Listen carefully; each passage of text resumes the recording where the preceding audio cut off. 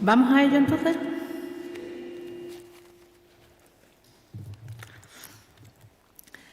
Bueno, pues buenas tardes a todos y a todas y muchas gracias por asistir a esta comparecencia de prensa a la que venimos a informar de los resultados de esta mañana de la conferencia sectorial de la PAC, en la que se está ultimando ya el Plan Estratégico Nacional para la reforma de la nueva política agraria comunitaria a partir del año 2023, que es verdad que todavía quedan algunos flecos muy técnicos y que en el mes de noviembre el Ministerio tendrá que someter a información pública ese plan estratégico para ser sometido a evaluación ambiental estratégica, que es uno de los requisitos que marca la Comisión Europea. Un plan que, evidentemente, a expensas de que se presente por parte del Ministerio y que dé el visto bueno la Comisión Europea, que lo hará en el primer semestre del año 2022, supone un espaldarazo para el campo extremeño. Han sido negociaciones duras, difíciles, pero lo más importante es que la renta de nuestros profesionales del campo va a salir ganando.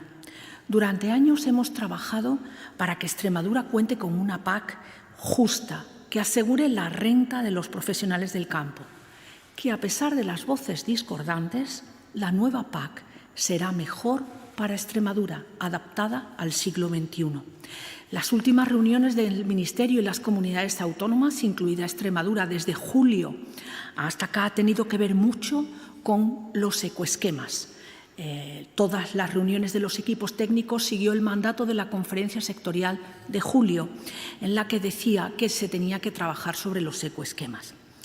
Estas ayudas en la PAC tienen un mayor nivel de exigencia, pero es verdad que después de tantas reuniones y tantas negociaciones hemos conseguido flexibilizar y adaptar los ecoesquemas a nuestros agricultores y ganaderos. Ahora mismo estamos hablando de la posibilidad de acogerse a 7 ecoesquemas por cualquier agricultor o ganadero. Os quiero recordar que los ecoesquemas son de carácter voluntario por parte del agricultor o ganadero.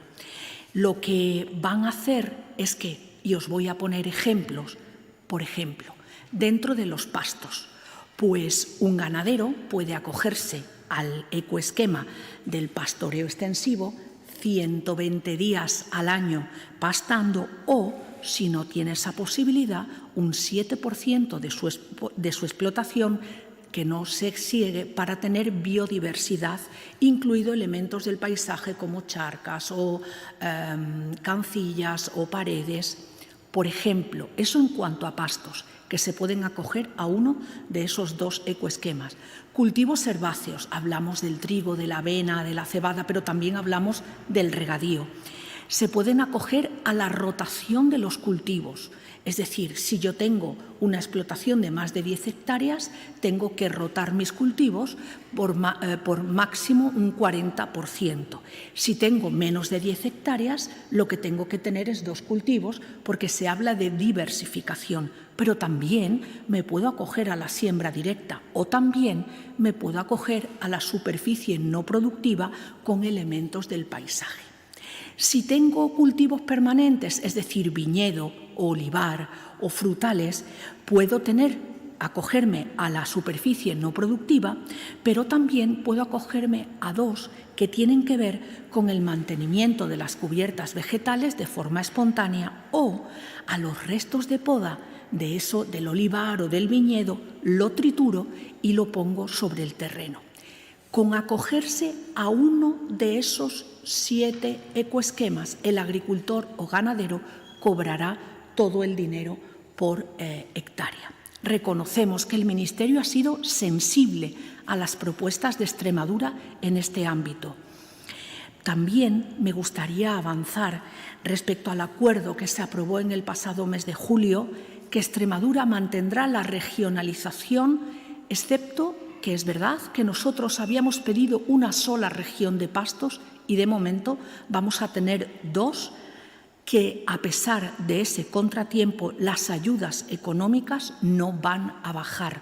Lo que pasa que es verdad que tener una región de pastos simplificaba la gestión y la gestión administrativa por parte de la Dirección General de la PAC. En el resto de los asuntos vamos ganando. Seguimos afirmando que entre un 75% y un 80% de los 47.000 perceptores extremeños de la PAC van a cobrar más a partir de la solicitud única del año 2023. Mantenemos el modelo de la regionalización de la vera por sus características socioeconómicas con un cultivo. ¿Quién nos lo iba a decir hace un año? Lo hemos peleado, lo hemos luchado y va en el plan estratégico. Veremos a ver, evidentemente, qué dice Bruselas, que tendrá la última palabra de todo ese plan estratégico. Reiteramos nuestro agradecimiento al Ministerio por esa sensibilidad con este asunto. El norte de la provincia de Cáceres se lo merece. También destaca la regionalización del regadío que fusiona las comarcas de Trujillo, Miajadas, Don Benito y las Vegas Bajas, conservando el importe de la más alta, que era Don Benito. Como veréis, tenemos las dos regiones de regadío con los índices más altos de todo el país. La primera, la Vera, y la segunda, la de Don Benito. Cultivos clave. Cultivos sociales tan importantes como el tomate y el arroz, en las ayudas asociadas tendrán un incremento del 54% y del 20% respectivamente. Se mantienen las ayudas asociadas a la ganadería, afectando de manera positiva a sectores como el vacuno de carne, pero se incrementa un 16% al sector ovino y caprino. Otro aspecto importante que ha defendido y que hemos defendido siempre desde la Consejería de Agricultura ha sido el pago redistributivo. Además, con un doble umbral. Quiere decirse que a las primeras hectáreas se le da, pero también al resto, y así podemos llegar, sobre todo, con una incidencia mayor a las explotaciones profesionales. Esto ha sido demandado siempre por las organizaciones agrarias y por cooperativas agroalimentarias. Asimismo, como indicamos también, en julio se duplica el importe del pago complementario para jóvenes agricultores del 50 al 100 en las primeras 90 hectáreas y si es mujer joven, un plus de otro 10%.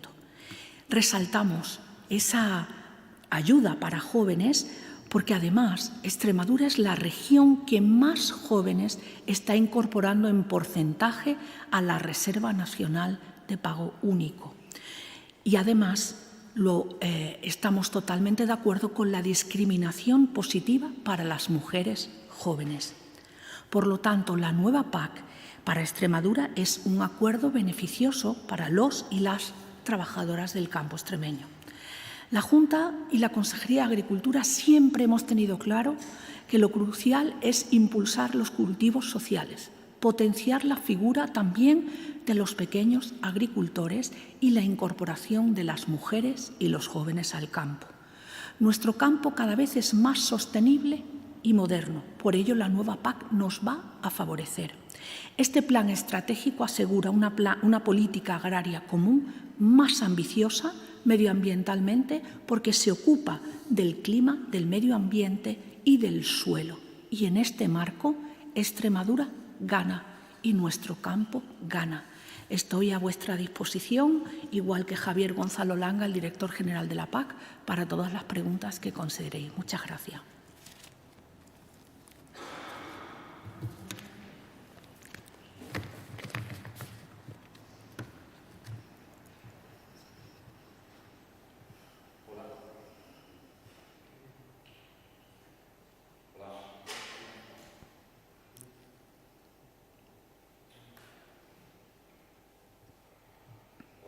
Sí. Sí.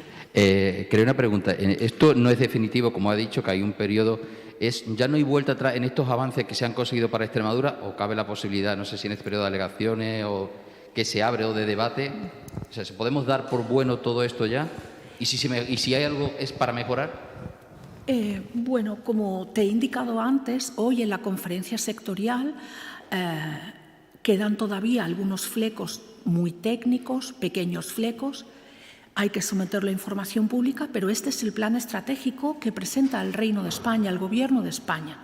Evidentemente, la Comisión Europea tiene la última palabra, que él tiene el primer semestre del año 2022 para aprobarlo o no, o hacer modificaciones. Por eso, todo esto lo que decimos es que va a ir en el plan estratégico, que fue el compromiso al que siempre del que ha hablado la Junta de Extremadura, es incorporar nuestras peticiones al Plan Estratégico Nacional. Luego veremos el año que viene pues, qué hace la Comisión Europea con nosotros, con España y con todos los Estados miembros, lógicamente. Hola, buenas tardes. Sobre los ecoesquemas, has comentado, consejera, que entre el 75 y el 80% de los perceptores van a cobrar más en el pago básico, creo, en las ayudas básicas. Pero como los ecoesquemas suponen un 23%, si no me equivoco, del total de las ayudas, había un temor a que pudiese bajar la cuantía que puedan recibir. ¿Cómo está esa situación? Sí. Javi, contesta. Buenas tardes. Bueno, lo que hemos comentado es que en el total de los pagos directos, que serían tanto el nuevo pago básico como el pago redistributivo como los ecoesquemas, ganarían entre un 75 y un 80% de agricultores con respecto al anterior PAC. Y eso lo seguimos manteniendo. Siempre que, que los ecoesquemas tienen unos niveles de petición, como ha dicho la consejera, son voluntarios, unos niveles de petición normal. Y creemos esto porque pues, en la mayor parte en todas las regiones hemos subido en las regiones de pago básico. El pago redistributivo lo que hace es redistribuir a las explotaciones pequeñas y medianas, que son la mayor parte, y los ecoesquemas, pues entendemos que con el trabajo que se ha hecho se van a adaptar muy bien a Extremadura.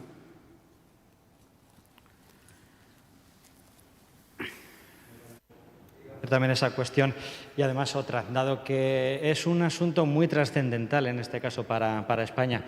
¿Qué les parece que haya sido telemático y no presencial esta reunión? Pues yo creo que hoy la presencial importante fue la de julio, porque era el inicio de verdad para poner en valor todo lo que se llevaba trabajando. La de hoy, que yo también la hubiera hecho presencial, sí, claro que sí, es una opinión estrictamente personal. Pero es verdad que esta conferencia sectorial lo que hacía era dar el cumplimiento de un montón de reuniones de julio para acá, en la que ha habido reuniones con las organizaciones agrarias, con las comunidades autónomas en general y bilaterales. Entonces, era una explicación de todo el trabajo hecho, sobre todo en los ecoesquemas, que tienen un carácter muy técnico.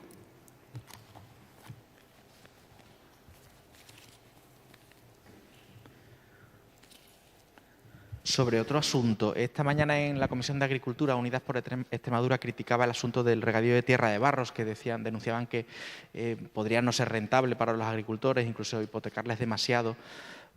Como consejera, ¿cómo ve esta cuestión? Mira, nosotros llevamos 6 años trabajando en el regadío de tierra de barros con mucho rigor técnico, científico y político. Ese rigor se demuestra en las publicaciones en el Diario Oficial de Extremadura, pero baste solo un botón de muestra. La comunidad de regantes de tierra de barros tiene más de 2.100 hectáreas en lista de espera para el regadío de tierra de barros.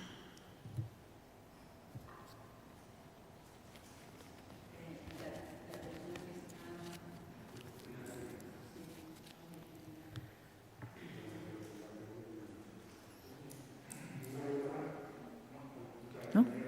Pues muchísimas gracias.